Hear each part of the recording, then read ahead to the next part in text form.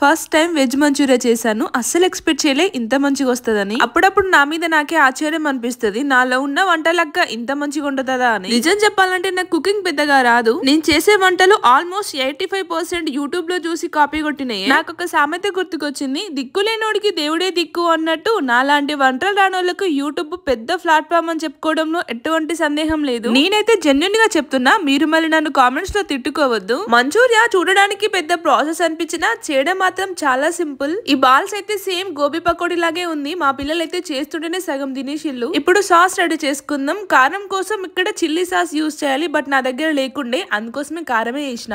ఒక్కోసారి మనం ఎంత ఎఫర్ట్ పెట్టి చేసినా టేస్ట్ మాత్రం అస్సలు కుదరదు. అప్పటికప్పుడు చిన్న థాట్ వచ్చింది మంచూరియా చేద్దామని చెప్పేసి, ఇక వెంటనే ప్రాసెస్ స్టార్ట్ చేసా. చాలా సింపుల్ వేలో చేసిన, బట్ టేస్ట్ మాత్రం చాలా బాగుంది. నిజం చెప్పాలంటే సేమ్ ఫాస్ట్ ఫుడ్ సెంటర్ లో తిన్న ఫీల్ వచ్చింది. అండ్ మా పిల్లలు కూడా భలే ఇష్టంగా తిన్నారు. మా బావకి చిన్న పనుండి హన్మకొండ పోయిండు. ఆయన మందం కొంచెం తీసి దాచిన, కానీ మళ్ళీ తినాలనిపించి ఉన్నది కథం చేసినాం. మొత్తానికైతే మంచూరియా మస్తున్నది. మీరు మాత్రం వీడియోకి చిన్న లైక్ ఇవ్వండి. నెక్స్ట్ వీడియో కలుద్దాం. ఉంటాను, బాయ్.